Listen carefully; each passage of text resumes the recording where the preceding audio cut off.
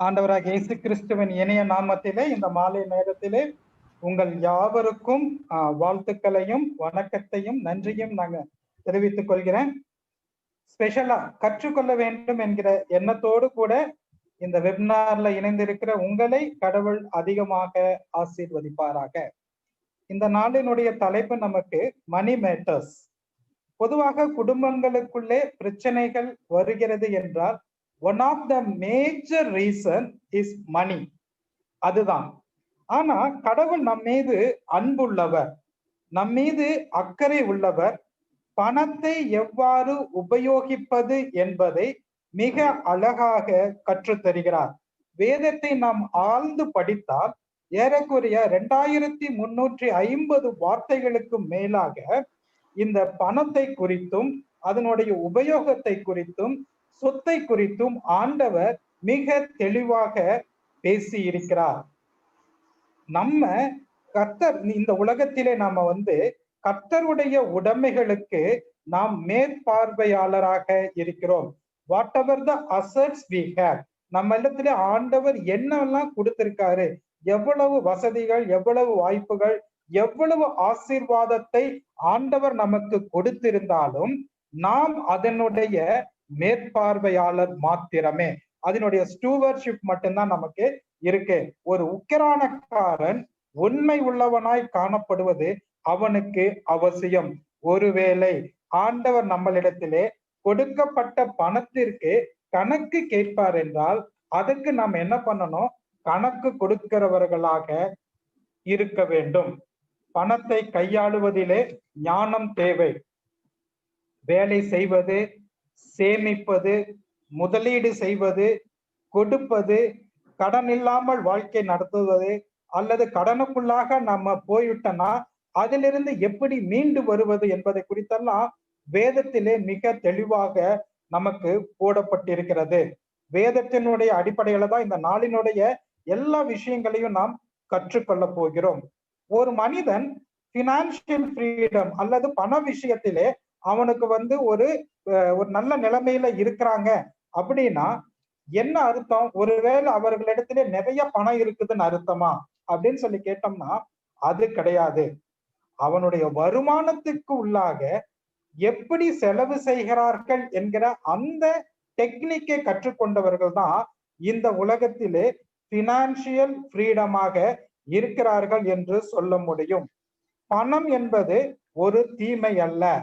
ஆனா பண ஆசை என்பது தீமையான ஒரு விஷயம். நம்மளிடத்திலே குறைவான பணம் இருந்துச்சுன்னா, அதாவது பண ஆசை நமக்கு இருந்துச்சுன்னா, குறைவான பணம் மாத்திரமே இருக்கு அப்படின்னு சொல்லிட்டு நம்ம யோசித்தோம்னா அந்த பண ஆசை நமக்கு தீமையாய் காணப்படுகிறது. Okay, going to the next slide. நான் உங்களிடத்துல இந்த நாளிலே ஏலிருந்து HI வரைக்கும் என்ன பண்ண போறேன்? ஒவ்வொரு அல்பபெட்டுக்கு தகுந்த மாதிரி உங்களிடத்துல நான் பேச போறேன். ஏன்னா என்ன, பின்னா என்ன அப்படின்னு சொல்லிட்டு நான் அந்த அல்பபெட்ல இருந்து ஒவ்வொரு விஷயங்களையும் நாம் கற்றுக்கொள்வதற்கு இந்த நாளிலே நாம முயற்சி செய்வோம். Okay, next. முதலாவது வார்த்தை ask for God, ask for guidance and wisdom. கடவுளிடத்திலே நாம் என்ன பண்ணணும்? ஞானத்தை குறித்தும் இந்த பணத்தை நாம் எப்படி உபயோகப்படுத்த வேண்டும் என்பதை குறித்தும் நாம் என்ன பண்ணணும்? கேட்க வேண்டும். பணம் சார்ந்த முக்கியமான முடிவுகளை நாம் மேற்கொள்ளும் பொழுது ஆண்டவரிடத்திலே நாம் ஆலோசனை கேட்க வேண்டும். நெக்ஸ்ட், உன் அந்நிய காலத்திலே நீ ஞானம் உள்ளவனாகவும் ஆலோசனையை கேட்டு புத்திமதியை ஏற்றுக்கொள் என்று நீதிமொழிகள் 19:20 நாம் தெளிவாக வாசிக்கிறோம். மதியீனனுடைய வழி அவன் பார்வைக்கு செம்மையாகும், ஆலோசனைக்கு செவி கொடுக்கிறவனோ ஞானமுள்ளவன் என்று நீதிமொழிகள் 12:15 நாம் வாசிப்போம். கொஞ்சத்தில் உண்மையுள்ளவனை அநேகத்தின் மேல் அதிகாரியாக வைப்பேன் என்று ஆண்டவர் சொல்கிறார். We thank God for every penny we earn. அதாவது ஒவ்வொரு பணத்தை நாம் சம்பாதிப்பதற்கும் ஆண்டவருக்கு நாம் நன்றி செலுத்த வேண்டும். ஒவ்வொரு பணத்தை நாம் செலவு செய்வதற்கும் ஆண்டவருக்கு நாம் நன்றி செலுத்த வேண்டும். நெக்ஸ்ட்,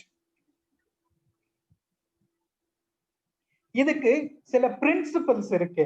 என்னன்னா, சில பேசிக் பிரின்சிபலை என்னைக்குமே நம்ம மாத்திர கூடாது. என்ன பேசிக் பிரின்சிபல்?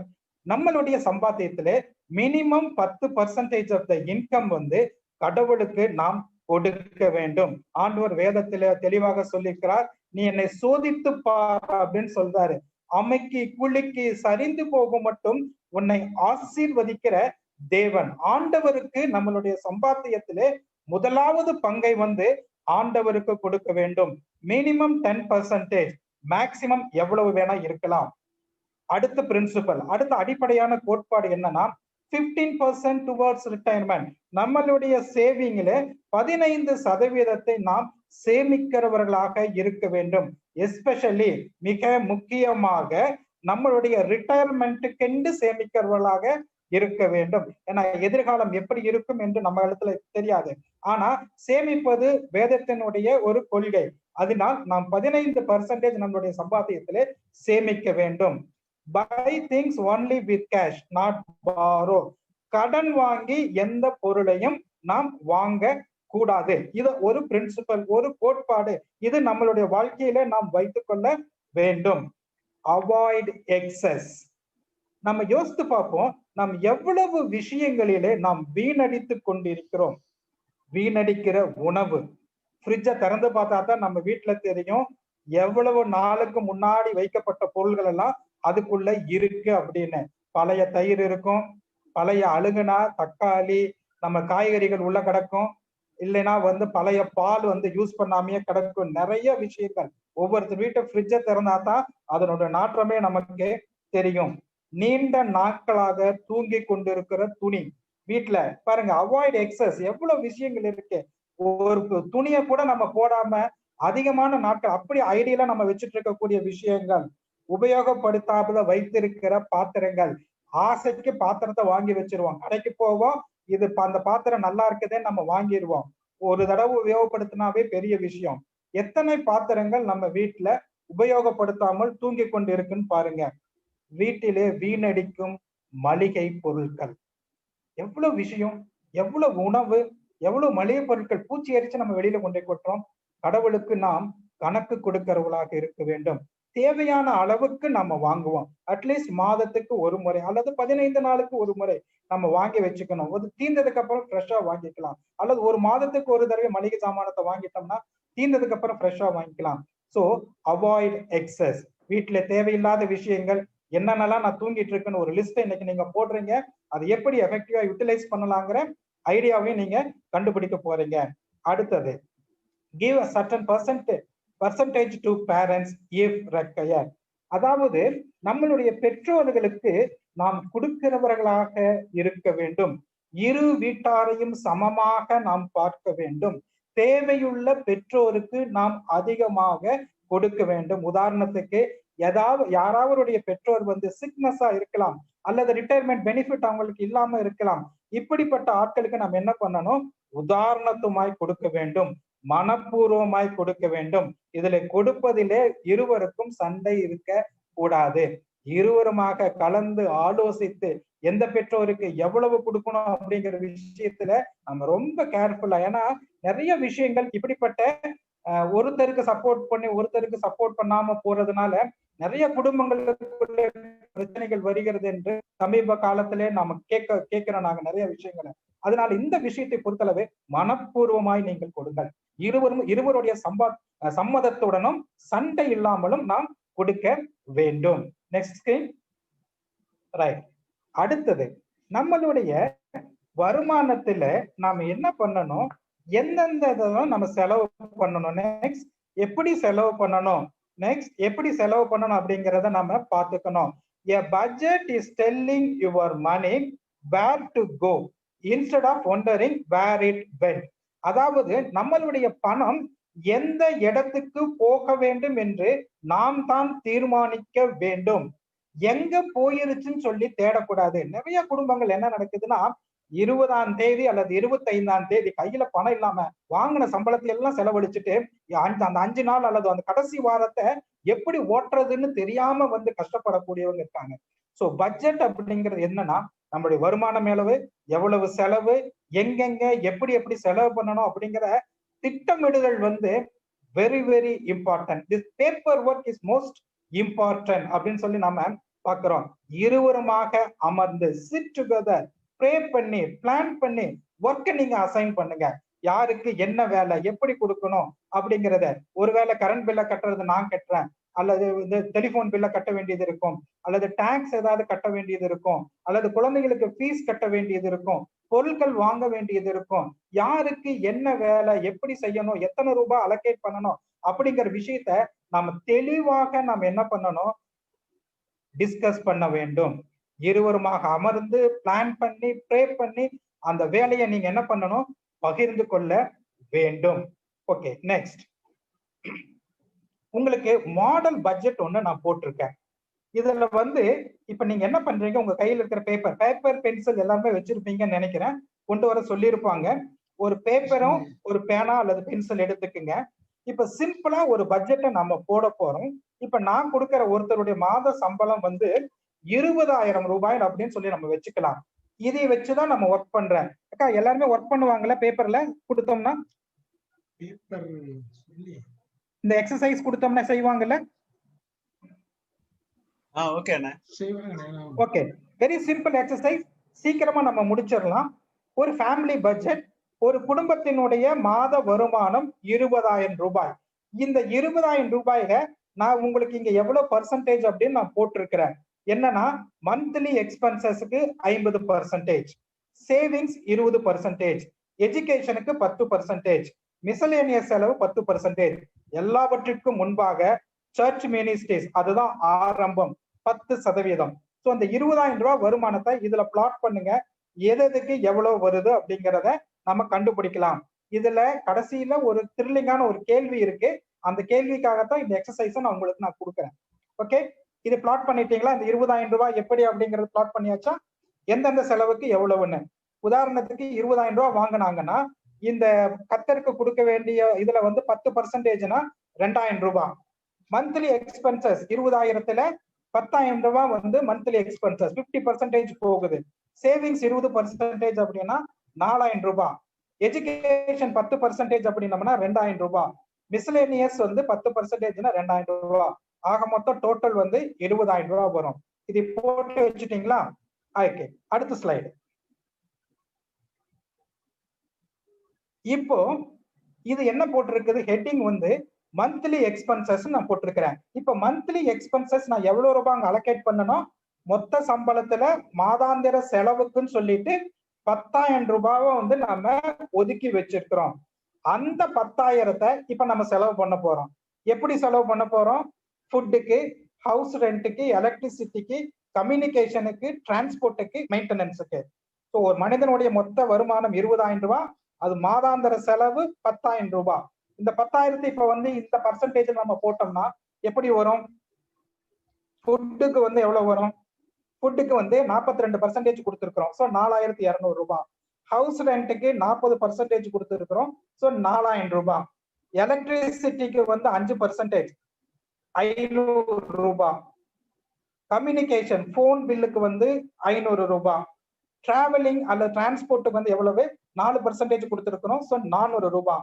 ஸோ மெயின்டெனன்ஸ், வீட்டில் ரிப்பேர்கள் மற்ற ரிப்பேர் வந்தது போனது எல்லாத்துக்கும் ஒரு 400 ரூபாய். ஸோ மாதாந்திர செலவு இந்த 10,000த்தை வந்து நம்ம என்ன பண்றோம், இப்படியாக நம்ம பிரிச்சு போட்டுறோம். ஒருவேளை உங்களுடைய குடும்பத்திலே வருமானம் அதிகமாக இருக்குது அப்படின்னா அதுக்கு தகுந்த மாதிரி நீங்க வந்து அந்த அமௌண்ட்டை பிக்ஸ் பண்ணி பர்சன்டேஜ் போட்டுக்குங்க. அல்லது ஒரு சில செலவினங்கள் முன்ன பின்ன இருந்துன்னா அதுக்கு தகுந்த மாதிரி நீங்க செலவினங்களை நீங்க சேர்த்துக்குங்க. இது ஒரு ஜென்ரலான ஒரு ஸ்டேட்மெண்ட். இது எங்கெங்கெல்லாம் ஆட் பண்ணணும் அல்லது எங்கெங்கெல்லாம் குறைக்கணும் அப்படிங்கிற உங்க குடும்ப சூழ்நிலைக்கு தகுந்த மாதிரி அந்த செலவுகளை நம்ம மாத்தி போட்டுக்கலாம். ஆனா பட்ஜெட் இஸ் மேண்டேட்டரி.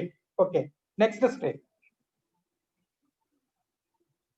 இப்போ மிசலேனியஸ் செலவு, இதர செலவுகள் சொல்லிட்டு ஆரம்பத்துல நம்ம வந்து அந்த 20,000 ரூபாயில 2,000 ரூபாயை நம்ம ஒதுக்கி வைத்திருந்தோம்.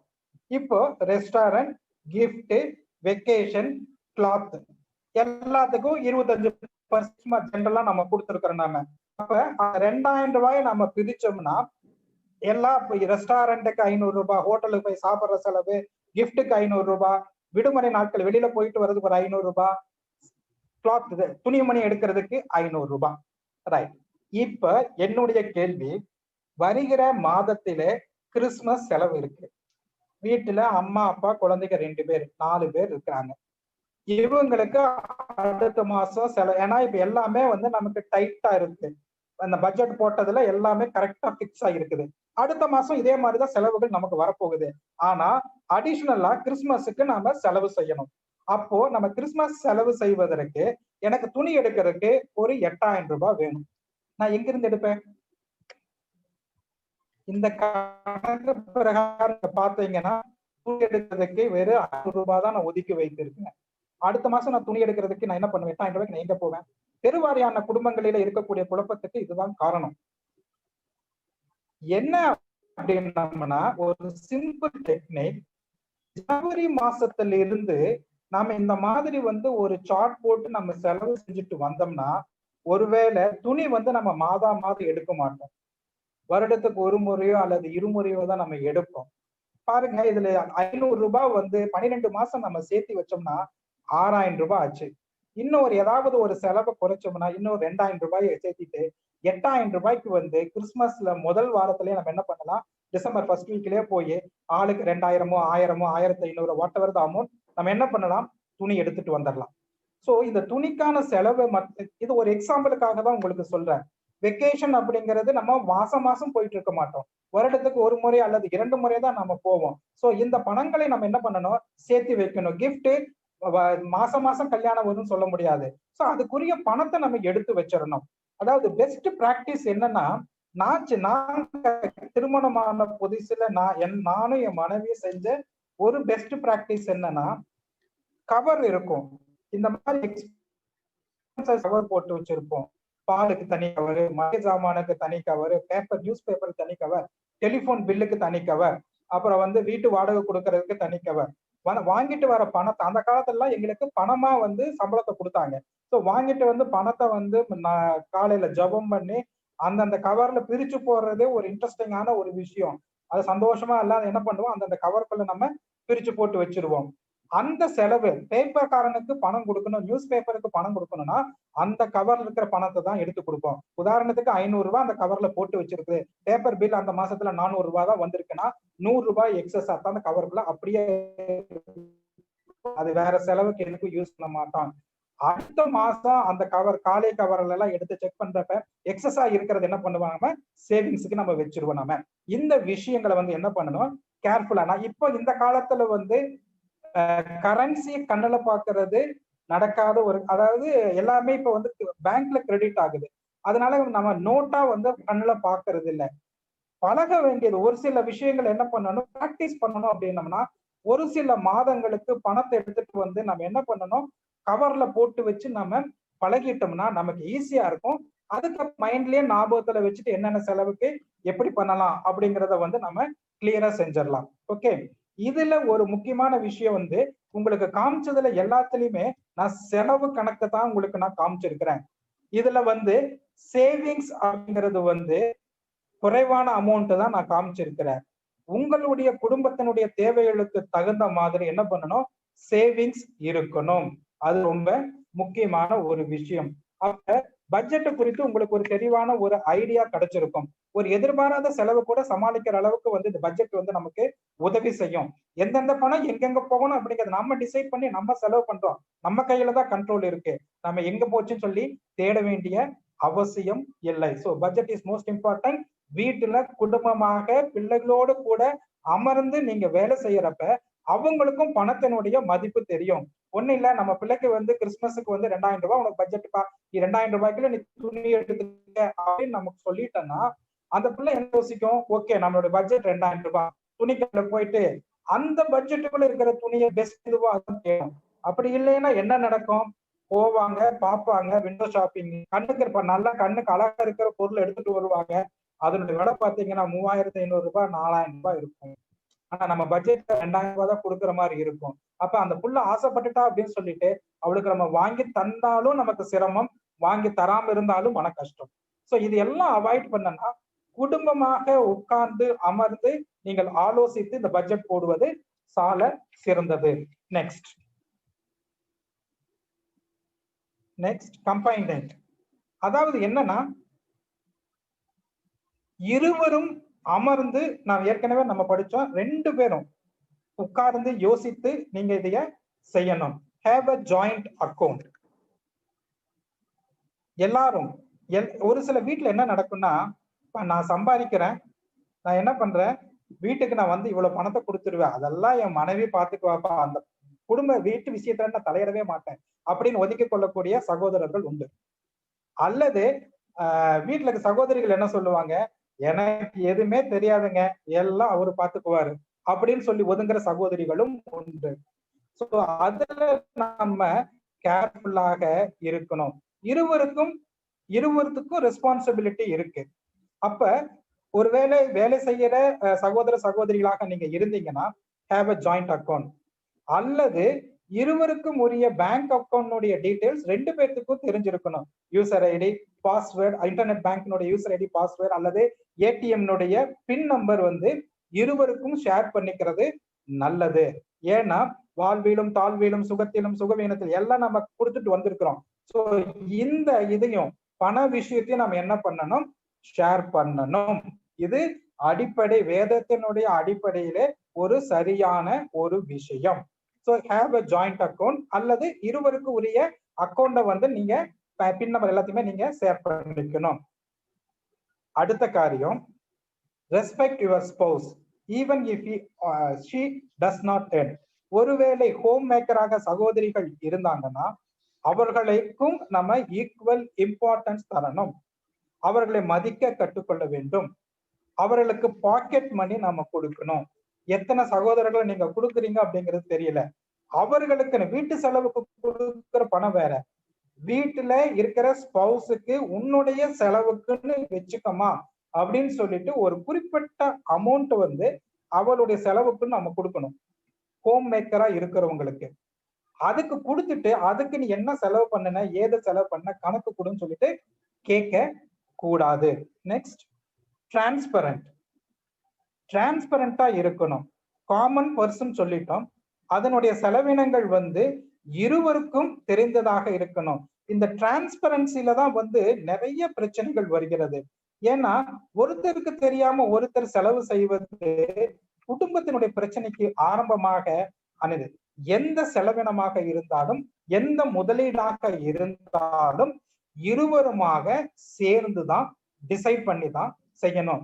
ஈவன் பெற்றோருக்கு கொடுக்கிற விஷயமாக இருந்தாலும் கணவனுக்கு தெரியாமல் மனைவியோ, மனைவிக்கு தெரியாமல் கணவனோ செய்ய கூடாது. இருவருமாக ஆழ்ந்து ஆலோசித்து தான் இருக்கணும். Transparency, in other words, common purse, பொதுவான பணப்பை இருக்கணும். அதுல இருந்து தான் இருவரும் கேட்டு எடுத்து செலவு செய்யக்கூடிய அந்த பிராக்டிஸ் இருக்கணும். Next, use technology together. என்னன்னா இருக்கக்கூடிய இந்த காலகட்டத்தில் அறிவியல் வளர்ச்சியில நிறைய டெக்னாலஜிஸ் நமக்கு வந்திருக்கு.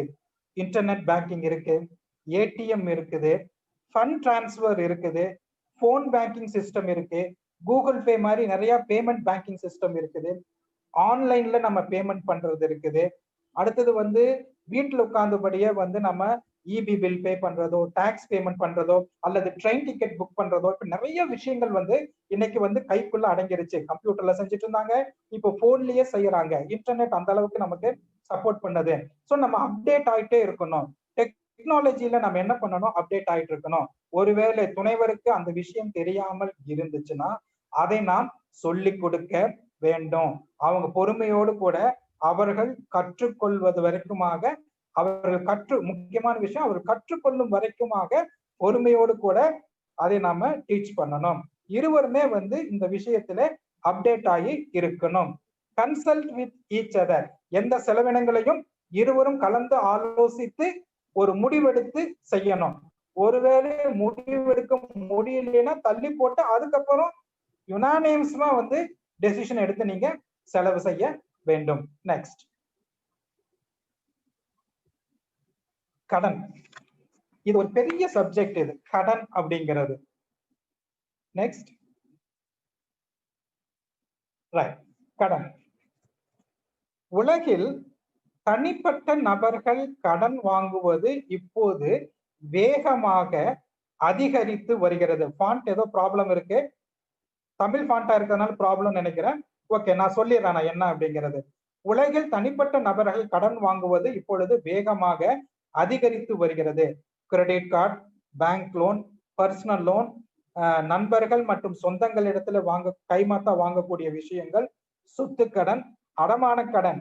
இப்ப போன் பண்ணி தொந்தரவு பண்ணுவா, சார் உங்களுக்கு பர்சனல் லோன் வேணுமா சார், ஹவுசிங் லோன் வேணுமா சார், கிரெடிட் கார்டு ஃப்ரீயா தரேன் சார், இன்ட்ரெஸ்ட் ஃப்ரீ கிரெடிட் தரேன் சார், என்னென்னமோ சொல்லி வந்து ஒரு நாளைக்கு 10 போனாது வருது. ஒரு மனிதனை கடனாளி ஆக்குவதிலே இந்த உலகத்தான் வந்து ரொம்ப தீவிரமாக இருக்கிறான். ஆனா வேதம் என்ன தெரியுமா சொல்லுது? கடன் தடை செய்யப்பட கூடியது அப்படின்னு. ஒருவேளை கடன் வாங்குவது பாவம் என்று கூறவில்லை என்றாலும் கடன் படுவதை தடுக்க சொல்கிறது. மற்றொன்றிலும் ஒருவனுக்கும் கடன் படாதிருங்கள் என்று கிளியரா சொல்லி இருக்கு. கடன் வாங்கினவன் கடன் கொடுத்தவனுக்கு அடிமை.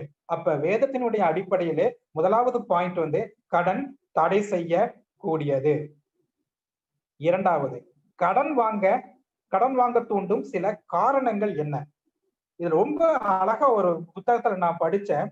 போதுமான அறிவில்லாமல் இருப்பது அல்லது எப்படி செலவு செய்வது என்று அறியாமல் இருக்கக்கூடிய விஷயம்தான் என்னது? கடன் வாங்க தூண்டுது.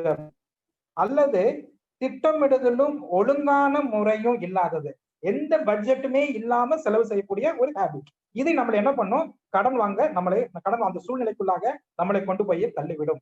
ஊதாரித்தனமாக செலவு செய்வது, எந்த இதுமே கிடையாது. உதாரணத்துக்கு ஒரு போன் வாங்குவாங்க, ஒரே வருஷத்துல 20,000 ரூபாய் 25,000 ரூபாய் போட்டு வாங்கிட்டு அடுத்த மாடல் வந்துச்சுன்னா போன் மாத்துவாங்க. அதே மாதிரி பைக்கை மாற்றக்கூடிய நபர்கள் இருக்கிறாங்க, காரை மாற்றக்கூடியவர்கள் இருக்கிறாங்க, துணிமணிகளை மாற்றக்கூடியவர்கள் இருக்காங்க, ஈவன் ஷூஸ், பிராண்டட் ஷூஸை மாற்றக்கூடிய நபர்கள் இருக்கிறாங்க. சோ ஊதாரித்தனமாக செலவு செய்வது மிக முக்கியமாக கடன் வாங்குவதற்குண்டான காரணங்கள். மூன்றாவது பாயிண்ட், வாழ்க்கையை அனுபவிக்க. எதுக்கு சார் நம்ம இந்த உலகத்துல நம்ம பிறந்திருக்கிறோம்? எல்லாத்தையும் அனுபவிக்கிறதுக்கு நம்ம பிறந்திருக்கிறோம் நாம அப்படின்னு சொல்லிட்டு இந்த வாழ்க்கையை அனுபவிப்பதற்காக நம்ம என்ன பண்றோம்? கடனை வாங்குறோம். சரீர தேவைகள், உடனடி தேவைகள், ஜாலியா இருக்கணும், ஆடம்பர பொருட்கள். பக்கத்து வீட்டுக்காரன் ஒரு வண்டி வாங்கிட்டானா அவனை போலவே நம்மளும் வாங்கணும். பக்கத்து வீட்டுக்காரன் வந்து ஒரு 2 வீலர் வச்சிருந்தானா அவனை போலவே நல்ல 2 வீலர் வாங்கணும், காரம் வாங்கணும். நகையை வாங்கிட்டாங்கன்னா நம்மளும் நகையை சேர்த்தணும். பட்டு புடவை வாங்கிட்டாங்கன்னா நம்மளும் பட்டு புடவை வாங்கணும். இப்படியாக ஒரு கம்பாரிசன்ல நம்ம என்ன பண்றோம்? வாழ்க்கையை அனுபவிக்கிறதுக்கு தான் நம்ம பிறந்திருக்கிறோம்னு சொல்லிட்டு நம்ம என்ன பண்றோம்? கடனை வாங்குறோம். நான்காவது, சூழ்நிலைகள். இந்த சூழ்நிலை அப்படிங்கிறது தவிர்க்க முடியாத ஒரு விஷயம். ஆனா இதை நம்ம வந்து கொஞ்சம் பிளான் பண்ணா தவிர்க்க முடியும். ஒரு சுகவீனம், எதிர்பாராத விதமாக ஏற்படக்கூடிய சுகவீனம். இந்த காலகட்டத்துல யாருக்கு என்ன நோய் வருது, எப்ப வருது, எப்படி வருது ஒண்ணும் தெரியாது. சூழ்நிலைகள் நம்மளை என்ன பண்ணும்? கடனுக்குள்ளாக கொண்டு தள்ளிவிடும். இந்த COVID-19 நிறைய பேர்த்துக்கு வேலையை போக வச்சிருக்கு. வேலை இழந்ததுனால் அடுத்தது நம்ம என்ன செய்யணும் அப்படிங்கிற அந்த ஒரு இதே இல்லாம, தாட் ப்ராசஸே இல்லாம வேலை இழப்பினால் வந்து கடன் வாங்கக்கூடிய சூழ்நிலைகளுக்கு தள்ளப்படுகிறார்கள். சோ இந்த கடன் அப்படிங்கிறது மிக முக்கியமான விஷயம். ஆனா ஒருவேளை நான் கடன் வாங்கிட்டேன், இந்த கடன்ல இருந்து எப்படி மீண்டு வருவது? எனக்கு வழி தெரியல, எப்படி என்ன பண்ண முடியும்? ஏதாவது ஐடியா இருக்கா அப்படின்னா, கடன் வாங்கினா அந்த கடன்ல இருந்து நம்ம மீள முடியும். முதலாவது, எல்லாவற்றையும் தருகிற நம்மளுடைய ஆண்டவரை நோக்கி நம்ம என்ன பண்ணணும்? செபிக்க வேண்டும். முதல் பாயிண்ட் அதுதான்.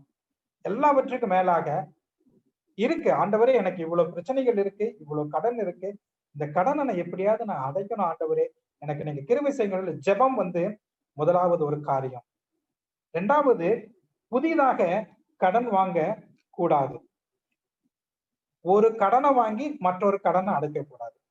சிம்பிள் டெக்னிக் அதான் யூஸ் பண்ணுவாங்க. என்னன்னா, கழுத்தை நெரிக்கிற மாதிரி ஒரு பிரச்சனை இருக்கா, கடனை வாங்கப்பா, இந்த கடனை வாங்கி அந்த கடனை கொடுத்துருவோம், கொஞ்ச நாளைக்கு இவன் பேச மாட்டான் அப்படின்னு சொல்லிட்டு என்ன பண்ணுவோம்? புது கடனை வாங்கி பழைய கடனை நாம அடைத்து விடுகிறோம். அப்படி பண்ண கூடாது. பட்டியல் இடுங்கள். என்னன்னா நமக்கு என்னெல்லாம் நமக்கு வந்து கடன் இருக்கு, நம்மளுடைய சொத்து என்னவெல்லாம் இருக்குது. இதுக்கு பேரு நெட்வொர்க் ஸ்டேட்மெண்ட் அப்படின்னு சொல்லுவாங்க. நம்மளுடைய சொத்துக்கள் என்ன, நம்மளுடைய கடன் என்ன, இது ரெண்டையும் பேலன்ஸ் பண்ணி பாருங்க. ஒருவேளை நம்ம வீடு வச்சிருக்கலாம், அல்லது டூ வீலர் வச்சிருக்கலாம், காரு வச்சிருக்கலாம், நம்ம வீட்டை சொத்து என்ன நகை வச்சிருக்கலாம். இது எல்லாத்தையும் வந்து சொத்து கணக்குல வச்சுக்கோங்க. நமக்கு வெளியில இருக்கிற கடன், இந்த ரெண்டையும் கூட்டி கழிச்சு பாக்குறப்ப நம்ம சொத்தினுடைய மதிப்பு அதிகமா இருந்துச்சுன்னா ஓரளவுக்கு நம்மளால சமாளிக்க முடியும். ஒருவேளை கடனுடைய மதிப்பு அதிகமா இருந்துச்சுன்னா ஒரு கிரிட்டிக்கல் ஸ்டேஜுக்குள்ளாக நம்ம இருக்கிறோம். அவங்களுக்கு வந்து ஒரு நல்ல கவுன்சிலிங் தேவைப்படும். அப்படி இருந்தா மாத்திரம்தான் அந்த மாதிரி ஆட்கள் அந்த பிரச்சனையிலிருந்து வெளியில வர முடியும். ஸோ நெட்வொர்க் ஸ்டேட்மெண்ட்டை இன்னைக்கு ஒரு எக்ஸசைஸ் உங்களுக்கு, நெட்வொர்க் ஸ்டேட்மெண்ட்டை நீங்க போட்டு பாருங்க. உங்களுடைய பினான்சியல் ஸ்டேட்டஸ் எப்படி இருக்குது அப்படிங்கிறது உங்களுக்கு தெரியும். அடுத்தது கூடுதல் வருமானம். கடன் அடைக்கிறதுக்கு மிக முக்கியமான இன்னொரு வழி என்னன்னா எக்ஸ்ட்ரா ஒர்க். நமக்கு தெரிஞ்ச எக்ஸ்ட்ரா வேலை செய்யலாம், எக்ஸ்ட்ரா டைம் ஒர்க் பண்ணலாம், அல்லது நமக்கு வந்து வீட்டிலேயே வந்து நம்ம ஏதாவது வந்து வீட்டு தோட்டங்கள், மாடி தோட்டங்கள் நிறைய விஷயங்கள் இருக்கு. வீட்டில இருந்தே செய்யக்கூடிய நிறைய விஷயங்கள் இருக்கு. அடுத்தது டியூஷன் எடுக்கலாம், அல்லது நமக்கு நம்ம கிட்ட இருக்கக்கூடிய திறமைகள் மூலமாக பணம் ஈட்டலாம். ஒருவேளை நமக்கு ஆர்ட் அண்ட் கிராஃப்ட் தெரியும், அல்லது நமக்கு மியூசிக் தெரியும், ஏதாவது ஒரு விஷயம் நமக்கு தெரிஞ்சிச்சுன்னா அதை வச்சுதான் அதுல இருந்து நம்ம எப்படி நம்ம வந்து how we can make money, எப்படி நம்மளுடைய கடனை அடைக்க முடியும் அப்படின்னு சொல்லிட்டு அதையும் நாம யோசிக்கலாம். கூடுதல் வருமானம் ஈட்டுவதற்கு நாம ட்ரை பண்ணலாம். சோ கடனை குறித்து நான் தெளிவா சொல்லிட்டேன். கடன் எல்லாம் வந்து வாங்காதீங்க, வாங்கக்கூடாது அப்படின்னு சொல்லிட்டு. ஆனா ஒரு மிக முக்கியமான ஒரு கேள்வி இந்த இடத்துல வரும். அப்ப அண்ணா கடனே வாங்கக்கூடாதா பிரதர் அப்படின்னு நீங்க கேட்டீங்களா, அல்லது எந்த சூழ்நிலையில எதற்காக கடன் வாங்கலாம் அப்படின்னு சொல்லி நீங்க கேட்டீங்கன்னா, ஒரே விஷயம் என்னன்னா, பொதுவா வந்து இந்திய நாட்டுல எல்லாம் வந்து எதுக்கு கடன் வாங்குவாங்கன்னா, ஒரு வீடு கட்டுறதுக்கு கடன் வாங்கலாம். இல்ல நீங்க கார் வாங்குறீங்களா, கார் வாங்குவதற்கு கடன் வாங்குறீங்க, டூ வீலர் வாங்குறதுக்கு கடன் வாங்க. இந்த 3 விஷயங்களுக்கு இந்த காலகட்டத்திலே கடன் வாங்குவது பொதுவாக அனுமதிக்கப்பட்ட ஒரு விஷயம். ஆனா அதுலயும் நீங்க கேர்ஃபுல்லாக இருக்கணும். சில கோட்பாடுகள் அல்லது சில பிரின்சிபல்ஸ நீங்க அதுல நீங்க மேனேஜ் பண்ணி ஆகணும், அல்லது அதுல இம்ப்ளிமெண்ட் பண்ணி ஆகணும். என்னன்னே அதுல பிரின்சிபல் அப்படின்னு கேக்குறீங்களா? வீடு கட்ட கடன் வாங்குறீங்க அப்படின்னம்னா 100%, ஒருவேளை உங்களுடைய வீடு வந்து 40 லட்சம் ரூபாய் வருதுன்னு வச்சுக்கோங்களேன். இந்த 40 லட்சம் ரூபாய் இந்த வீட்டுக்கு 40 லட்சத்தையும் நம்ம கடன் வாங்கி வீட்டை வாங்கக்கூடாது. வேற எப்படி வாங்கலாம்? அதுல 40% வந்து நாம கட்டிடணும். அப்படின்னா 10 லட்சம் ரூபாய், 40% எவ்வளவு வருது? 10 லட்சம் ரூபாய் வருது. சோ 10 லட்சத்தை நம்ம என்ன பண்ணணும்?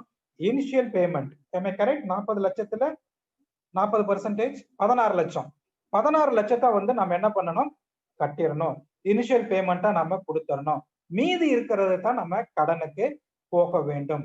சிலர்லாம் சொல்லுவாங்க, உங்களுக்கு வரக்கூடிய அத்தனை மொத்த தொகையும் நாங்க என்ன பண்றோம், கடன்ல போட்டுறோம், நீங்க ஒரு பைசா கூட கையில இருந்து செலவு பண்ண வேண்டாம்னு சொல்லுவாங்க. ஆனா இந்த பிரின்சிபல் அடாப்ட் பண்ணோம்னா இந்த கடன் வாங்கினா கூட ஓரளவுக்கு சமாளிச்சுட்டு வெளியில வரலாம். கார் வாங்குற விஷயத்திலும் நம்மளுடைய யூசேஜ் என்ன, எத்தனை நாளைக்கு ஒரு தடவை காரை வெளியில எடுக்கிறோம், how frequently we used that car, எவ்வளவு தூரத்துக்கு அந்த வண்டி ஓடுது. 10 லட்சம் ரூபாய்க்கு ஒரு காரை வாங்கி வச்சுட்டு சண்டே மட்டும் சர்ச்சுக்கு போயிட்டு வரக்கு நம்ம யூஸ் பண்ற மாதிரி இருந்துச்சுன்னா அந்த காரினுடைய டெப்ரிசியேஷன், அந்த காருக்கு உண்டான இன்சூரன்ஸ், அந்த காருக்கு உண்டான மெயின்டெனன்ஸ் செலவு இதெல்லாம் பாக்குறப்ப ஒரு கால் டாக்ஸியை வந்து புக் பண்ணிட்டு போயிட்டு வந்துடலாம். சோ நம்மளுடைய இது தேவை என்ன, நமக்கு அதுக்கு வந்து பயன்பாட்டுக்கு தேவையா, ஃப்ரீக்வெண்டா நம்ம யூஸ் பண்றோமா அப்படிங்கறத நீங்க பாருங்க. அதே போலதான் டூ வீலரும். சோ இந்த விஷயத்துல இந்த சூழ்நிலையில இந்த மாதிரி விஷயங்களுக்கு மாத்திரம் நீங்க கடன் வாங்குங்க. பட் கேர்ஃபுல்லா இருங்க. இன்ட்ரெஸ்ட் ரேட்டை வந்து ஃப்ரீக்வெண்டா சேஞ்ச் ஆகிட்டே இருக்கும். அதையும் நீங்க என்ன பண்ணணும்? அப்டேட் ஆகணும். ஒரு காலத்துல வீட்டு கடனுக்கெல்லாம் 10% கொடுத்துட்டு இருந்தாங்க. இந்த கோவிட்ல வந்து 6.5% கம்மி ஆயிருச்சு. பேங்க், ஒருவேளை கடன் இருக்கிற நபர்கள் கவனித்துக் கொள்ளுங்கள். நீங்க பேங்க்ல போய் கேட்டா மாத்திரம் தான் உங்களுக்கு இன்ட்ரெஸ்ட் ரேட்டை கம்மி பண்ணுவாங்க, இல்லைன்னா பண்ண மாட்டாங்க. ஒருவேளை கவர்மெண்ட் இன்ட்ரெஸ்ட் ரேட் அதிகப்படுத்தினா உங்ககிட்ட கேட்காமயே அவங்க அதிகப்படுத்திடுவாங்க.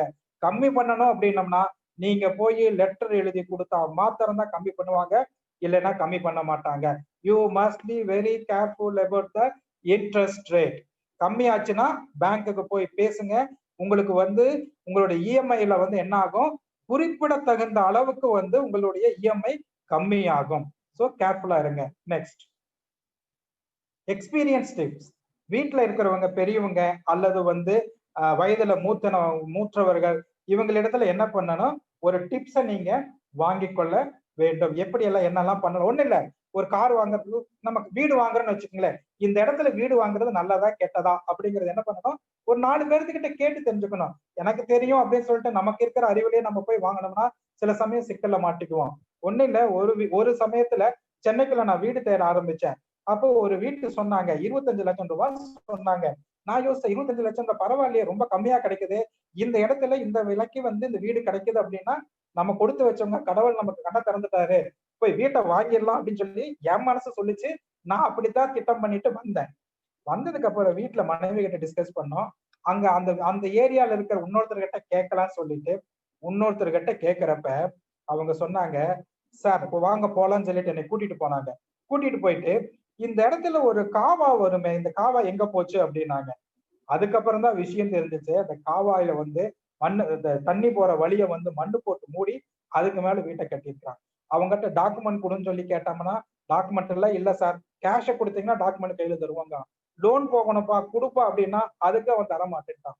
ஸோ இந்த பினான்சியல் அட்வைஸ் எக்ஸ்பீரியன்ஸ் ஆளுகிட்ட அல்லது நம்ம சொந்தங்கள் கிட்ட நம்ம கேட்டு வாங்கணும். செகண்ட் ஹேண்ட் வண்டி வாங்குறோமா, ஒரு கார் வாங்குறோமா, அந்த காரை குறித்தான முழு விவரங்களையும் நம்ம அறிந்து கொள்ளணும். எல்லாரும் வச்சிருக்கிறாங்க அதனால நான் வைக்கிறது அப்படின்னு இல்லை.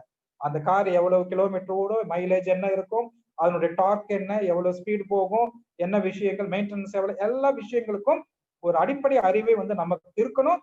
இல்லைன்னா மற்றவர்கள் இடத்துல கேட்டு நம்ம தெரிந்து கொள்ள வேண்டும். பேரண்ட்ஸ் கிட்ட கேட்கலாம், சிப்ளிங்ஸ் கிட்ட கேட்கலாம், ஃப்ரெண்ட்ஸ் கிட்ட கேட்கலாம், பினான்சியல் கன்சல்ட்ஸ் கிட்ட கேட்கலாம். எல்லாத்துக்கிட்டையும் கேளுங்க. Be open minded. நமக்கு இதுதான் தேவை, இதெல்லாம் நம்ம வந்து என்ன பண்ணணும், எனக்கு இது என்னோட தேவைகளுக்கு தகுந்தவங்க இடத்துல நான் போய் கேட்கிறேன். பிராங்கா சொல்லி ஓப்பனா இதுதான் இதுதான் இதுதான் அப்படின்னு சொல்லி நம்ம வந்து நம்மளோட தேவைகளை சொல்லி உதவி கேட்பது தவறு இல்லை. Next, financial pressures. என்னன்னா எல்லா இடங்களையும் இந்த பினான்சியல் ப்ரெஷர் அப்படிங்கிறது இருக்கத்தான் செய்யுது. என்னன்னா திருப்தியுடன் இருக்க கற்றுக்கொள்ளலாம். கர்த்தர் தருவார். இச்சையை தவிர்த்து விடுங்கள். பிறருடன் ஒப்பிட்டு பார்த்து பொருளை வாங்காதிருங்கள். உங்கள் செலவுகளை நீங்களே தீர்மானியுங்கள். எளிமையாக வாழுங்கள். ஆடம்பரம் வேண்டாம். விளம்பர தாக்கம். ஸோ வந்து இதுதான் நம்மளுடைய பினான்சியல் ப்ரெஷர்ஸ்க்கு உண்டான காரியம். இது எப்படி என்ன இதுல மேற்கொள்வது அப்படின்னா, மஸ்ட் கிரியேட் ஏ பினான்சியல் பார். இந்த செலவு, இதுதான் என்னுடைய செலவினுடைய எல்லை, இவ்வளவு ரூபாய் தான் நான் செலவு பண்ணுவேன் அப்படின்னு சொல்லிட்டு அந்த செலவுக்கு உண்டான பவுண்டரி நம்ம போட்டுக்கணும். டெபிசிட் பட்ஜெட் வேண்டாம், பற்றாக்குறை பட்ஜெட் வேண்டாம். வருமானத்துக்குள்ள செலவு செய்ய நீங்கள் கற்றுக்கொள்ளுங்கள். Always have a contingency plan. Contingency பிளான்னா, இப்போ நீங்க லோன் வந்து ஒரு பேங்க்ல நீங்க போய் வாங்குறீங்க அப்படின்னா உங்களுடைய பினான்சியல் ஸ்டேட்டஸ் எல்லாத்தையும் அனலைஸ் பண்ணி பார்த்துட்டு உங்களுடைய வருமானத்துக்கு ஒரு லோனை பிக்ஸ் பண்ணுவான். இவ்வளவுதான் உங்களுக்கு வந்து லோன் கொடுக்க முடியும் அப்படிமா. நீங்க ஒரு பேங்க்ல லோன் வாங்கிடுறீங்க, இன்னொரு லோன் வாங்குறதுக்கு நீங்க பேங்க் போனீங்கன்னா அவன் என்ன பண்ணுவான், எல்லா விஷயங்களும் அனலைஸ் பண்ணி பார்ப்பான். உங்களுக்கு எவ்வளவு கடன் இருக்குது அப்படிங்கிற விஷயத்தையும் அவன் அனலைஸ் பண்ணிடுவான். அப்ப என்ன சொல்லுவான், உங்களுக்கு வந்து இவ்வளவுதான் சார் எலிஜிபிலிட்டி, இதுக்கு மேல பணம் தர முடியாது, ஏன்னா ஏற்கனவே நீங்க லோன் வச்சிருக்கிறீங்க அப்படின்னு சொல்லிட்டு அவன் சொல்லுவான். கண்டிஜென்சி பிளான் எப்படின்னா, பேங்க்குக்கு இதுதான் அவனுடைய வருமானம் என்ன, அவன் எவ்வளவு கொடுக்க முடியும், எவ்வளவு வட்டி கட்ட முடியும், எவ்வளவு பிரின்சிபல் கட்ட முடியும் சொல்லிட்டு வச்சிருப்பான். ஒரே சமயத்துல 2 அல்லது 3 கடனுக்கு வந்து பணம் தர மாட்டாங்க, பணமே தர மாட்டாங்க. நம்ம அப்படி ஒரு கண்டிஜென்சி பிளான வச்சிருக்கணும். ஒரு புது செலவு வந்துச்சுன்னா ஏற்கனவே இருக்கிற பழைய செலவு அல்லது பழைய கடனை முடிச்சுட்டு தான் நான் புதுசா போவேன். ஏற்கனவே ஹோம் லோன் இருக்கா, அது as much as possible payment பண்ணிட்டு அதுக்கு அடுத்து நான் கார் லோன் போய்க்கிறேன். இல்ல ஏற்கனவே கார் லோன் இருக்கா, அது எப்படியாவது முடிச்சுட்டு அடுத்த லோன் நான் போறேன் அப்படின்னு ஒரு பிளானை நீங்க வச்சுக்கணும்.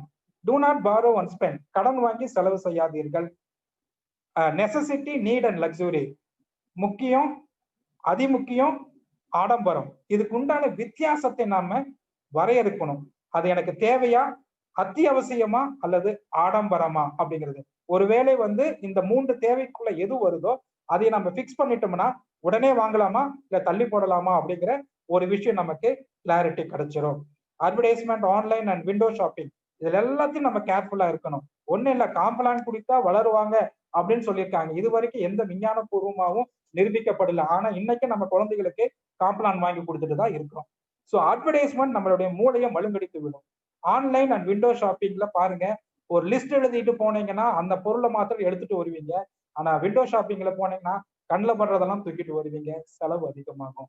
ஸோ இந்த மாதிரி விஷயங்களை பினான்சியல் ப்ரெஷர்ஸை நீங்க அவாய்ட் பண்ணுங்க. கோல், உங்களுடைய கோல் ரொம்ப முக்கியம். எதிர்காலத்துல நம்ம எப்படி இருக்கணும். இப்போ ஒருவேளை மிட் மேரிட்ல இருக்கிறீங்க, ஒரு 35, 40 அல்லது 45 வயது இருக்கிறீங்கன்னு வச்சுக்கோங்களேன். உதாரணத்துக்கு 40 வயதுன்னு எடுத்துக்கலாமே.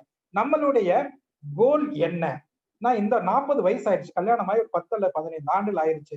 நான் இப்ப எந்த நிலைமையில இருக்கிறேன், இனி அடுத்தது எந்த நிலைமைக்கு போவேன், நெக்ஸ்ட் டைம் அடுத்தது நான் எந்த நிலைமைக்கு நான் போவேன் அப்படிங்கிறதுல வந்து நம்ம கேர்ஃபுல்லா இருக்கணும்.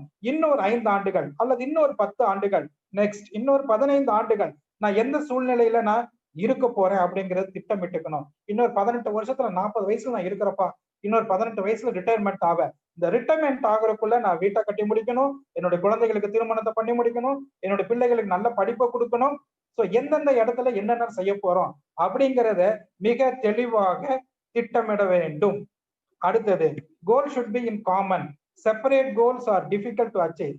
கணவனும் மனைவிக்கும் பொதுவான நோக்கம் அல்லது கோல் இருக்க வேண்டும். கணவனுக்கு ஒரு நோக்கம், மனைவிக்கு ஒரு நோக்கமா இருந்தால் கண்டிப்பாக பின்னாட்களிலே அது வந்து பிரச்சனையில் முடியும். அதனால இருவருமாக சேர்ந்து அமர்ந்து கோலை ஃபர்ஸ்ட் நீங்க பிக்ஸ் பண்ணிருங்க. Next, healthy savings. சேவிங்ஸ் வந்து அடுத்த மிக முக்கியமான ஒரு ஆஸ்பெக்ட், ஒரு விஷயம். சேமிப்பது ரொம்ப அவசியமான ஒரு விஷயம். வேண்டிய திரவையும் எண்ணெயும் ஞானவான்கள் வாசதளத்தில் உண்டு, மூடனோ அதை செலவழித்து போடுகிறான். எதற்காக சேமிக்க வேண்டும்? எதிர்பாராத அவசர செலவுகளுக்கு.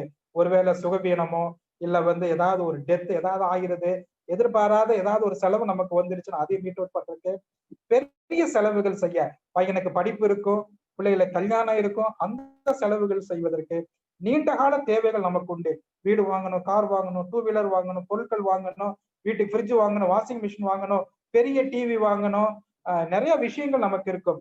சோ இத்தனையும் நம்ம மீட் அவுட் பண்றதுக்கு நமக்கு சேவிங்ஸ் அவசியம். ஆனா இத்தனை விஷயத்தை எப்படி மீட் அவுட் பண்ணலாம்? ஷார்ட் டேர்மா நம்ம சேவிங்ஸ் பண்ணலாம். எப்படி ஷார்ட் டேர்மா பண்ணலாம்? Fixed deposit. உதாரணத்துக்கு ஒரு 6 மாதத்துக்கு நம்மளுடைய பண தேவை என்னவோ அந்த பண தேவையை வந்து நம்ம டெபாசிட்ல வச்சுட்டோம்னா, ஒருவேளை எதிர்பாராத இழப்புகள் ஏற்படும் பொழுது, வேலை இழப்புகளோ மற்ற விஷயங்களோ வரும் பொழுது, ஒரு 6 மாத காலத்துக்கு நம்ம என்ன பண்ண முடியும்?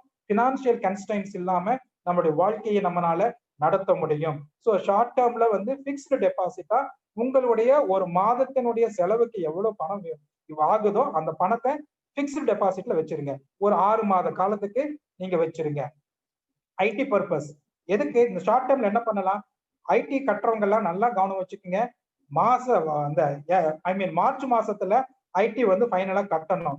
அந்த மார்ச் மாசத்துல என்ன பண்ணுவோம், சில பேருக்கு சம்பளமே வராது, அத்தனை பணத்தையும் ஐடிக்கு பிடிச்சிருவான். சோ ஒரு தெளிவான திட்டமிடுதல் இருந்துச்சுன்னா, நம்ம ஆரம்பத்திலிருந்து ஏப்ரல் மாசத்திலிருந்து கொஞ்சம் கொஞ்சமா நம்ம சேமித்து வச்சோம்னா நம்ம ஐடிக்கு நம்ம கட்டலாம். அல்லது முதல்ல எழுதி கொடுத்துடலாம், ஒவ்வொரு மாசம் எனக்கு இவ்வளவு பிடிச்சிருங்க அப்படின்னு சொல்லி எழுதி கூட கொடுத்துட்டோம்னா அந்தந்த அமௌண்ட் வந்து நம்ம சம்பளத்துல டிடக்ட் பண்ணிட்டே வருவாங்க.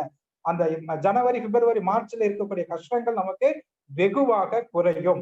இந்த ஐடி பர்பஸ்க்காக ஷார்ட் டேர்ம்ல நம்ம சேமிக்கலாம். ரெக்கரிங் டெபாசிட், குறிப்பிட்ட அளவு பணத்தை வந்து பேங்க்ல நம்ம போட்டுட்டே வரலாம். 6 மாதமோ 1 வருடமோ எப்ப வேணுமோ கூட எடுத்துக்கலாம். அதுல எந்த பிரச்சனையுமே கிடையாது. பட் ரெக்கரிங் டெபாசிட் அல்லது இந்த பிக்ஸ்டு டெபாசிட் எல்லாமே என்னன்னா நீங்க சேமித்து வைப்பதற்குண்டான வழிமுறைகள். இரண்டாவது, மீடியம் டேர்ம். மீடியம் டேர்ம்ல குழந்தைகளுடைய எஜுகேஷன் வரும், மேரேஜ் வரும், அல்லது பையிங் அசட்ஸ், ஏதோ இடம் வாங்குறது, வீடு வாங்குறது, இந்த மாதிரி விஷயங்களுக்கு. ஏன்னா நிறைய பேர் சில்ட்ரனுடைய எஜுகேஷனுக்கு வந்து நிறைய பணத்தை செலவு பண்ணி ஒரு கடனுக்குள்ளாக மாட்டிக்கொள்ளக்கூடிய ஒரு சூழ்நிலை உருவாகிறது. அல்லது வந்து பிள்ளைகளுக்கு கடன் வாங்கி திருமணத்தை முடிச்சுட்டு அடுத்த குழந்தைக்கு வந்து இன்னும் கஷ்டப்படக்கூடிய ஒரு சூழ்நிலைக்கு பெற்றோர்கள் ஆளாகிறாங்க. சோ இந்த விஷயங்கள் எல்லாம் அவாய்ட் பண்ணணும் அப்படின்னம்னா ஒரு முறையான ஒரு சேமிப்பு திட்டம் நமக்கு கண்டிப்பாக அவசியம். இந்த சில்ட்ரன் எஜுகேஷன்ல இன்னும் இருக்கக்கூடிய பெரிய பிரச்சனை என்னன்னா, இந்த காலங்களில இன்ஜினியரிங் காலேஜோ இல்ல வாட் எவர் ஏதோ ஒண்ணு எதுக்குன்னாலும் வரம்புக்கு மீறி நம்ம செலவு பண்ணி ஒரு சில விஷயங்களை நம்ம செஞ்சிடறோம், பிள்ளைய படிக்கட்டும் அப்படின்னு சொல்லிட்டு. பட் அதனுடைய ரிசல்ட் நமக்கு வந்து வராத சமயத்துல அந்த ஒருவேளை இன்ஜினியரிங் காலேஜ்லயே நம்ம சேர்த்துறோம்னு வச்சுக்கோங்களேன் குழந்தைகளை, அவங்க படிச்சு முடிச்சுட்டு கேம்பஸ் இன்டர்வியூல செலக்ட் ஆகி வந்துட்டாங்கன்னா பிரச்சனை கிடையாது. ஆனா எல்லாத்துக்கும் கேம்பஸ் இன்டர்வியூலயே இடம் கிடைக்கும்னு சொல்ல முடியாது. அப்படி ஒரு வேலை வெளியில வந்தாங்கன்னா நார்மலான சம்பளத்துக்கு ஒரு 20,000 ரூபாய் 30,000 ரூபாய் சம்பளத்துக்கு தான் அவங்களால வெளியில வேலைக்கு போக முடியும். ஆனா நம்ம அதிகமான பணத்தை கேபிடேஷன் ஃபீஸ் சொல்லி நம்ம கொடுத்து படிக்க வச்சிருக்கோம். அந்த சூழ்நிலையில கடன் வாங்கியெல்லாம் நம்ம படிக்க வச்சிருந்தோம்னா இது ஒரு கிரிட்டிக்கலான ஒரு விஷயம். இந்த விஷயத்திலே பெற்றோர்கள் நீங்க ரொம்பவே ஜாக்கிரதையாக இருக்கணும். பிள்ளைகளுடைய படிப்பு விஷயத்தை பிள்ளைகளுக்கு சொல்லணும், இப்படிதான் இருக்கு அப்படின்னு சொல்லிட்டு எல்லா விஷயத்தையும் சொல்லி அவர்களை ஒரு முடிவெடுக்க கூடணும். அல்லது கேபிடேஷன் ஃபீஸ் கொடுத்து படிச்சாலும் நன்றாக படிச்சு முன்னேறுவதற்கு அந்த குழந்தைகளுக்கு அந்த பணத்தினுடைய அருமை தெரியணும். அந்த அளவுக்கு நம்ம என்ன பண்ணணும், அவங்களுக்கு நம்ம சொல்லிக் கொடுக்க வேண்டும். ஸோ பிள்ளைகளுடைய படிப்பு விஷயத்துல கவனமா இருங்கள். கடன் வாங்கி கல்யாணம் பண்ணிடுறோம், அடுத்த குழந்தைக்கு கல்யாணம் பண்றதுக்கு கையில பணம் இருக்காது. மூத்த பிள்ளைக்கு நல்லா செலவு செஞ்சிருப்போம், இரண்டாவது பிள்ளைக்கு செலவு செய்வதற்கு வாய்ப்பே இருந்திருக்காது. அல்லது முதல் பிள்ளைக்கு எதுவுமே செஞ்சிருக்க மாட்டோம், இரண்டாவது பிள்ளைக்கு ஒரு வாய்ப்பு வந்திருக்கும், நம்ம செஞ்சிருப்போம். இது குடும்பங்களுக்குள்ள இருக்கக்கூடிய இந்த ஏற்றத்தாழ்வுகள் பிள்ளைகளுக்கு மத்தியிலே கூட பிரச்சனையை உண்டு பண்ணும். அவளுக்கு மாத்திரம் இவ்வளவு செஞ்சீங்க, அவனுக்கு மாத்திரம் இவ்வளவு செஞ்சீங்களே அப்படின்னு சொல்லி ஏற்றத்தாழ்வுகளை உண்டாக்கும். இது எல்லாத்தையும் நம்ம என்ன பண்ணணும், அவாய்ட் பண்ண வேண்டும். Next, long term. Long term அப்படிங்கிறது saving minimum of 30% for your future. உங்களுடைய எதிர்கால தேவைக்கு எதிர்காலத்துக்கு மாத்திரம் நீங்க 30% சேமிக்கணும். உங்களோட ரிட்டையர்மெண்ட்டுக்கு அப்புறம் உள்ள வாழ்க்கைக்காக. ஒருவேளை இபிஎஃப் இருக்கும், 12% உங்களுக்கு இருக்கும், இன்னொரு 12% உங்க கம்பெனி தருவானுங்க. அல்லது பிரைவேட் கம்பெனில இந்த 24% உங்க அக்கௌண்ட்ல இருந்து எடுத்துக்குவாங்க. அது அப்படி ஒரு மெத்தட் உண்டு. எதுவாக இருந்தாலும் 30% உங்களுடைய எதிர்காலத்துக்கு என்று சேமித்து வையுங்கள். இதுல 12% வருது, 24% இருக்கு. இதுல இன்னும் 6% ஷார்ட் ஆகுது. அப்போ அது எப்படி நம்ம வந்து மீட் அவுட் பண்றது? இன்னும் அடுத்தது பாத்தீங்கன்னா என்பிஎஸ் இருக்கும், நேஷனல் சேவிங் ஸ்கீம் இருக்கும், அல்லது இபிஎஃப் இருக்கும், எம்ப்ளாயி ப்ராவிடன்ட் ஃபண்ட் ஒரு ஆல்டர்னேட்டிவாவும் யூஸ் பண்ணலாம், அல்லது அடிஷனலாவும் உங்களுடைய சேவிங்ஸ்க்காக நீங்க யூஸ் பண்ணலாம். நேஷனல் பென்ஷன் ஸ்கீம் இருக்குது, பர்ச்சேஸ் ஆஃப் பிளாட். ஒருவேளை இப்ப வந்து வாங்கி போட்டோம்னா பின்னாட்களிலே அது ஏதாவது தேவை ஏற்பட்டுச்சுன்னா அங்க வீட்டை கட்டலாம். இல்ல குழந்தைகளோட திருமணம் வருதா, படிப்பு வருதா, அது வித்து கூட நம்ம தேவைப்பட்டுச்சுன்னா நம்ம பண்ணிட்டு போயிடலாம். சோ இந்த மாதிரி விஷயங்கள்ல நாம சேமித்து வைக்கலாம். அண்ட் ஒரே ஒரு rule, do not save what is left after spending, but spend what is left after saving. அப்படின்னா என்ன அர்த்தம்னா, நான் செலவு பண்ணி முடிச்சதுக்கு அப்புறம் என்ன இருக்கோ அதை நான் சேமிச்சுக்கிறேன் அப்படிங்கிறது கிடையாது. சேமிச்சதுக்கு அப்புறம் என்ன செலவு இருக்கோ அதை மாத்திரம் நம்ம வந்து செலவு பண்ணணும். அடுத்தது invest and insurance. I for invest and insurance. மனிதனுக்கு, குடும்பத்திற்கு முக்கியமா இன்வெஸ்ட்மெண்ட், இன்சூரன்ஸ் அவசியம். ஒவ்வொருத்தரும் இன்சூர் பண்ணிருக்கணும். இந்த காலத்துல ஃபுட், ஷெல்டர், க்ளோத், உணவு, உடை, உறைவிடம் சொல்றாங்க. நாலாவதா வந்து இன்சூரன்ஸ் சொல்றாங்க.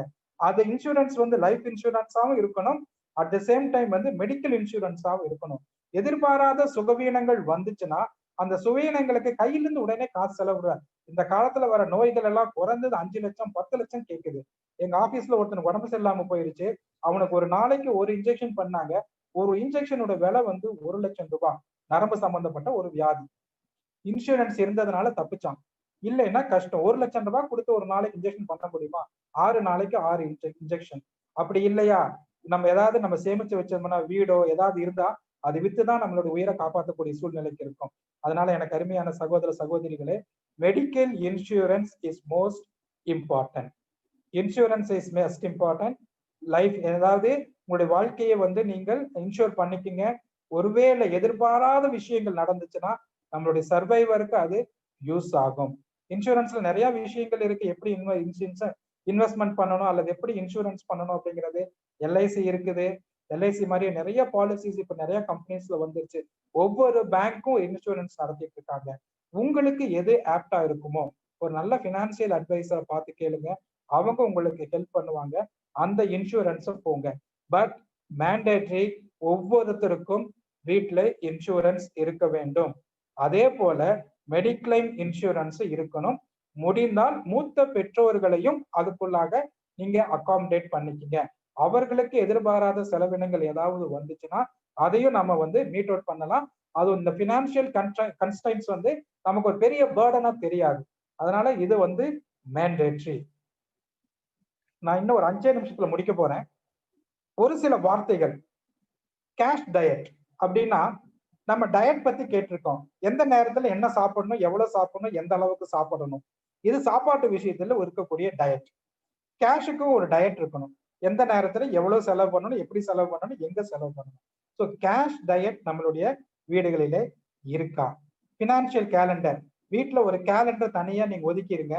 அந்த மாதத்துல எந்தெந்த தேதியில என்ன செலவினங்கள், பால்காரனுக்கு எவ்வளவு, கேஸ்காரனுக்கு எவ்வளவு, இந்த மாதிரி வீட்டு வாடகைக்கு எவ்வளவு, வீட்டுக்கு ஏதாவது வரி கட்டணுமா அது எவ்வளவு, தண்ணிக்கு ஏதாவது பணம் கொடுக்கணுமா அது, கேன் வாட்டருக்கு கொடுக்கணுமா அந்த செலவு, காய்கறி செலவு, மளிகை செலவுக்கு எவ்வளவு செலவு பண்ண போறோம், ப்ரொவிஷனுக்கு எவ்வளவு செலவு பண்ண போறோம், எல்லாத்தையும் என்ன பண்ணணும் அந்தந்த தேதியில கேலண்டர்ல எழுதி வச்சுக்கணும். வண்டிக்கு இன்சூரன்ஸ் இருக்கா, மெடிக்கல் இன்சூரன்ஸ் இருக்கா, ஒருவேளை நம்மளுடைய இன்சூரன்ஸ் அதாவது ரினியூவல் இருக்கா, அத்தனை விஷயங்களையும் அந்த கேலண்டர்ல குறிச்சிடணும்.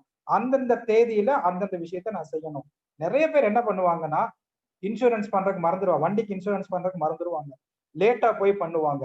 இது எல்லாத்தையும் பெரிய ரிஸ்கான ஒரு விஷயம். இது எல்லாத்தையும் நம்ம அந்தந்த தேதி எழுதி வச்சுட்டோம்னா இது எல்லாத்தையுமே அவாய்ட் பண்ணலாம். Including EB payment. இபி வந்து 19ஆம் தேதி அல்லது 20ஆம் தேதி பணம் கட்டுற விஷயத்தையும் நீங்க என்ன பண்ணலாம், அதை நோட் பண்ணி வச்சுக்கலாம். Take a money minute. காலையில வந்து நம்மளுடைய முதலாவது ஆண்டவருக்கு கொடுக்கக்கூடிய நேரம் கொடுத்ததுக்கு அப்புறம் ஒரு நிமிஷம் நேரம் அந்த நாள்ல நமக்கு ஏதாவது கிரிட்டிக்கல் செலவினங்கள் இருக்கா, ஏதாவது பண்ண வேண்டியது இருக்கா, கையில பணம் இருக்கா, எப்படி மேனேஜ் பண்ண போறோம், என்ன விஷயம், அந்த ஒரு நிமிஷத்துல நீங்க யோசித்து சிந்தித்து முடிவெடுத்துட்டீங்கன்னா அந்த நாள் முழுவதும் உங்களுக்கு ஃப்ரீயா இருக்கும். ஒருவேளை இந்த மாதிரி அந்த டேக் அ மினிட் அப்படிங்கிறது வந்து நம்ம யாரும் பிராக்டிஸ் பண்ணியிருக்க மாட்டோம். ஒரு புது வார்த்தை அது கண்டுபிடிச்சிருக்குது. அதனால காலையில உங்களுடைய காலை நேரங்கள் ஆண்டவருக்கு கொடுத்ததுக்கு அப்புறம் ஒரு நிமிஷம் நேரத்தை டீ டைம்லயோ மனைவியோட உட்காந்து பேசுற நேரத்துல ஏதாவது ஒரு நேரத்துல ஒரு நிமிஷத்தை வந்து ஸ்பௌஸோட செலவு பண்ணுங்க. அந்த நாள் முழுவதும் நீங்க சந்தோஷமா இருக்கலாம். நாள் முழுவதும் நீங்க கஷ்டப்பட வேண்டிய அவசியம் இருக்காது. Learn a good habit. மற்றவர்களை பார்த்து எவ்வளவோ விஷயங்களை நாம் ஆச்சரியப்படுகிறோம். அவர்களிடத்துல இருக்கக்கூடிய ஒரு நல்ல குணாதிசயங்களை நாம் கற்றுக்கொள்ள வேண்டும். குறிப்பாக பண விஷயத்துல அவங்க எப்படி டீல் பண்றாங்க அப்படிங்கிறத நம்ம கற்றுக்கொள்ள வேண்டும். சில பேரெல்லாம் பாருங்க, மொத்தமா போறப்ப பஸ்ஸவே திறக்க மாட்டாங்க, அமைதியா இருப்பாங்க. ஒரு சில விஷயங்கள் எப்படி நம்ம வந்து அந்த அவங்க டீல் பண்றாங்க அப்படிங்கிறத நம்ம பார்த்து கற்றுக்கொள்ள வேண்டும். நல்ல விஷயங்களை கற்றுக்கொள்ளுங்க. பண விஷயங்களை பொதுவா சிலரெல்லாம் வந்து பாத்தீங்கன்னா ஆன் டேட்ல எல்லாம் பேமெண்ட் பண்ணுவாங்க, சார்ட் போட் பண்ணுவாங்க. ஒரு நல்ல விஷயம். நான் பினான்சியல் கேலண்டர் சொன்ன பாத்தீங்களா, அந்த மாதிரி அந்த விஷயம் உங்க ஃப்ரெண்ட் இருக்கா, கற்றுக்கொள்ளுங்க. யாரிடத்துல இருந்தாலும் அதை நாம் என்ன பண்ணணும், கற்றுக்கொண்டு நம்மளுடைய வாழ்க்கையில அபியாசப்படுத்த வேண்டும். நல்லா யோசித்து பாருங்க, மற்றவர்களிடத்திலிருந்து நீங்கள் கற்றுக்கொண்ட இந்த பண விஷயத்துல இருக்கக்கூடிய ஒரு நல்ல விஷயத்தை சொல்லுங்க அப்படின்னா உங்களால சொல்ல முடியுமா அப்படிங்கிறது. இன்னைக்கு உங்க வீட்டு அம்மாவோட ஹஸ்பண்டோட உட்கார்ந்து நீங்க பேசுறப்ப இந்த விஷயத்த நீங்க சொல்ல போறீங்க. கணவன் இடத்துல காணப்படுகிற ஒரு நல்ல குணம் பண விஷயத்துல, மனைவி இடத்துல காணப்படுகிற ஒரு நல்ல குணம், இது ரெண்டுமே வந்து இன்னைக்கு டீ டைம்ல உட்கார்ந்து நீங்க டிஸ்கஸ் பண்ண போறீங்க. மற்றவர்களிடத்திலிருந்து கற்றுக்கொண்ட விஷயத்தையும் நீங்க டிஸ்கஸ் பண்ணுங்க. Cost per use. ஒரு பொருளை வாங்கிட்டோம், உதாரணத்துக்கு ஒரு பட்டுப்புடவையா வாங்குறீங்க, எத்தனை நாள் நீங்க கட்டுறீங்க? ஒரு பட்டுப்புடவையோட விலை வந்து 10,000 ரூபாய் கொடுத்து ஒரு கிறிஸ்துமஸ்க்கு வாங்கியாச்சு, அல்லது ஒரு கல்யாணத்துக்கு நம்ம வாங்கி வச்சிருக்கிறோம், 10,000 ரூபாய் வருது. எத்தனை தடவை இது வரைக்கும் நம்ம கட்டி இருக்கிறோம்? உதாரணத்துக்கு தான் நான் எடுத்திருக்கிறேன். அல்லது வந்து வீட்டுல இருக்கக்கூடிய ஷூ, அல்லது வீட்டுல இருக்கக்கூடிய துணிமணிகள், ஏதாவது ஒரு பொருள், எந்த பொருளா இருக்கட்டும், அதனுடைய யூசேஜ் என்ன? அப்ப ஒரு பொருளோட யூசேஜ் வந்து காஸ்ட் பர் யூஸ் சொன்னோம்னா நம்ம உபயோகப்படுத்துறோமோ அத்தனை முறையை நான் டிவைட் பண்ணி பாருங்க, அதனுடைய விலை, அதனுடைய மதிப்பு நமக்கு தெரியும். ஒருவேளை புடவையில வந்து ஒரு 10 தடவை தான் கட்டி இருக்கிறோம்னா ஒரு தடவை கட்டுறதுக்கு நம்ம 1000 ரூபாய் செலவு பண்றோம்னு அர்த்தம். 20 தடவை கட்டினீங்களா 500 ரூபாய் நம்ம செலவு பண்றோம். இல்ல வீட்டுல இருக்கக்கூடிய ஏதாவது ஒரு பொருள், நம்ம இல்ல பைக்கு இல்லைன்னா காரு, வாரத்துக்கு ஒரு தடவை தான் எடுத்துட்டு போறோமா, 10 லட்சம் ரூபாய் மதிப்புள்ள பொருளை வாங்கி இருக்கிறோம். வருடத்துக்கு இன்சூரன்ஸ், மெயின்டெனன்ஸ் எல்லா செலவும் போட்டோம்னா அதே வந்து ஒரு 50,000 ரூபாய் வந்துடும். 50,000 ரூபாயில 52 தடவை தான் நம்ம வந்து வாரத்துல ஒரு வருடத்துல நம்ம யூஸ் பண்றோம் அப்படின்னோம்னா ஒரு ஒரு நாளைக்கு ஒரு தடவை யூஸ் பண்றதுக்கு நம்ம என்ன பண்றோம், 1000 ரூபாய் பண்றோம். அனாவசியமான செலவு. அது போக பெட்ரோல் செலவு நமக்கு வரும். ஸோ இந்த மாதிரி காஸ்ட் பர் யூஸ், எந்த பொருளுக்கு நம்ம அதிகமான விலை கொடுத்து நம்ம யூஸ் பண்ணி கொண்டிருக்கிறோம் அப்படிங்கிறத நீங்க பாருங்க. அது வந்து உங்களுக்கே வந்து அனாவசியமான செலவுகளை தடுக்க உதவும். Last slide. அருமையான ஒரு வாக்கு தத்துவம் உங்களுக்காக. ஏற்ற காலத்தில் உன் தேசத்தில் மழை பெய்யவும், நீ கையிட்டு செய்யும் வேலைகள் எல்லாம் ஆசீர்வதிக்கவும் கர்த்தர் உனக்கு தமது நல்ல பொக்கிஷசாலையாகிய வானத்தை திறப்பார். நீ அநேகம் ஜாதிகளுக்கு கடன் கொடுப்பாய், நீயோ கடன் வாங்காதிருப்பாய். உபாகமம் 28:12. கர்த்தர் இந்த வசனத்தின்படி இந்த நாளிலே இந்த வெப்னாரோடு இணைந்திருக்கிற உங்களை, உங்கள் குடும்பங்களை, உங்களுடைய பிள்ளைகளை ஆண்டவர் ஆசீர்வதிக்கும்படியாக நாங்கள் ஜெபிக்கிறோம். கர்த்தர் தாமே உங்களோடு கூட இருப்பாராக. இந்த நாளுடைய எல்லாவற்றையும் கற்றுக்கொண்ட விஷயங்களை கர்த்தர் உங்களுடைய குடும்ப வாழ்க்கைக்கு அதிகமாக பிரயோஜனப்படுத்த உதவி செய்வாராக. உங்களுடைய குடும்பங்களை ஆசீர்வதிப்பாராக. இயேசுவின் நாமத்தில் ஜெபிக்கிறோம் பிதாவே. ஆமென்.